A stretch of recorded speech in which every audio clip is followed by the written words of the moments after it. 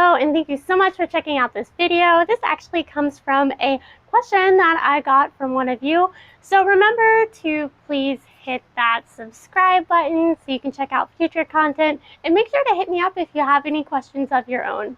Unfortunately, I managed to burn a hole in my Ariel silk, but luckily I was able to quickly order a new one and it arrived today. So I thought it'd be a great time to show you how I tie the Ariel knot that I choose to go with, and explain why this is the option that I choose. If you do a search for how to tie an Ariel knot, you might find that you have a lot of different options, not just for the knot itself, but for the different hardware that you can use for your rigging.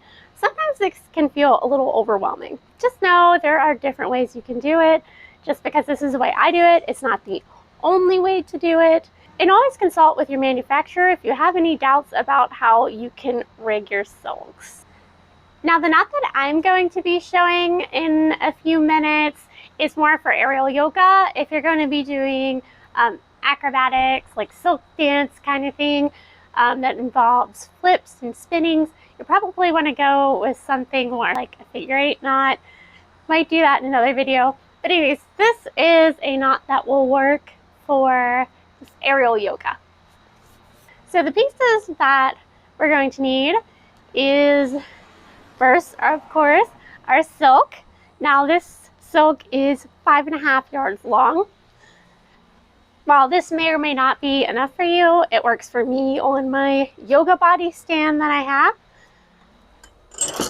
In terms of hardware, I have aerial O-rings as well as a carabiner.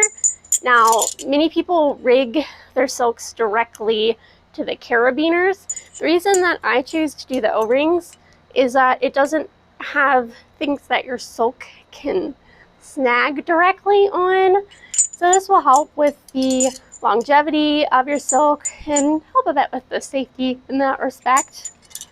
But you can also do, while I don't recommend it, you can also do a knot directly on your carabiner. First, going to want to make sure that the end of the silk is going to be nice and even.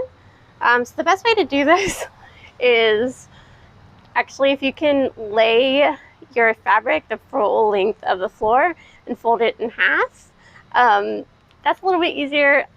So I'm just going to fold my fabric over,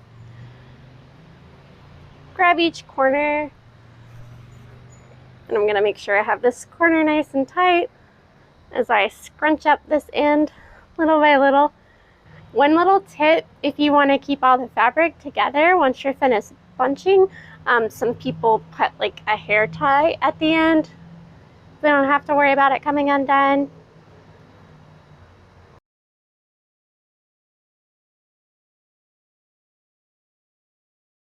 Okay, so we've got the fabric nice and even on the edge. I'm going to stick my O-ring, or stick this fabric through my O-ring.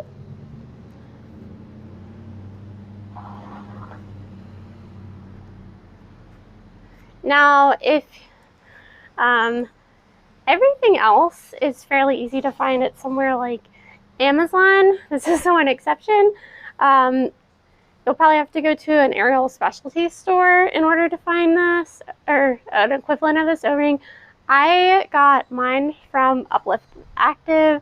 You can also find them on Ariel Essentials. Okay, so I'm just going to pull the fabric through so that I've got about 1 yard of fabric to work with. And taking that short tail, I'm going to use this hook of my hand in order to twist my hand around and make a loop here. And then I'm going to take that O-ring and pull it right through that loop. Then I'm going to pull on the short end of the tail to tighten that up a little bit, not the whole way. We want to still leave enough room so that there is a loop where the O-ring is. And then I'm going to bring that short tail of the fabric, feed it through that loop.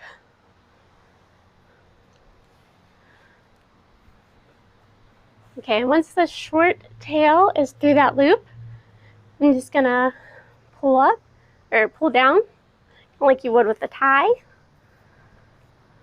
Getting that as tight as possible.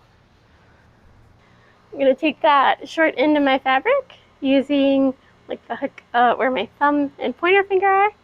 Loop it around in order to create a circle or loop for this O-ring to run through. I'm going to pull on the short end to get a little tighter.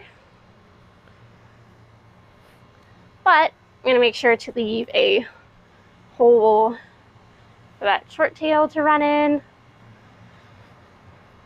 Pull that through. Pull down on the fabric. Making sure to tighten fabric really good. Don't want it slipping on you later because it's loose. And do another knot. Just to clean up that excess fabric. Okay, so once we have our aerial knot secured on the O-ring, we'll be able to hook it up to the carabiner. Now from here, of course, you'll hook your carabiner on your daisy chain or however you are rigging your own hammock.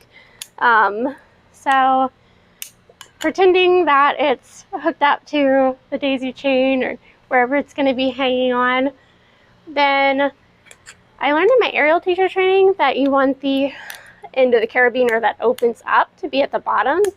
And the reason for this is that the locking mechanism is more likely to work its way down with gravity. So yeah, we're going to lock the carabiner in place, making sure that the opening end is at the bottom. And then you have your aerial knot nice and secure.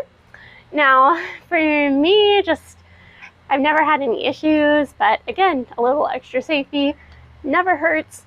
I always like to get on my hammock, give it a nice tug downwards to make sure that it's, you know, nice and tight and that it's not going to shift on me.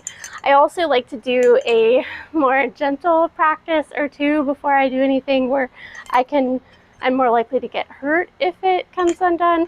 Again, I've never come out, so it's just an extra peace of mind kind of thing. So remember to please hit that subscribe button so you can check out future content, and make sure to hit me up if you have any questions of your own.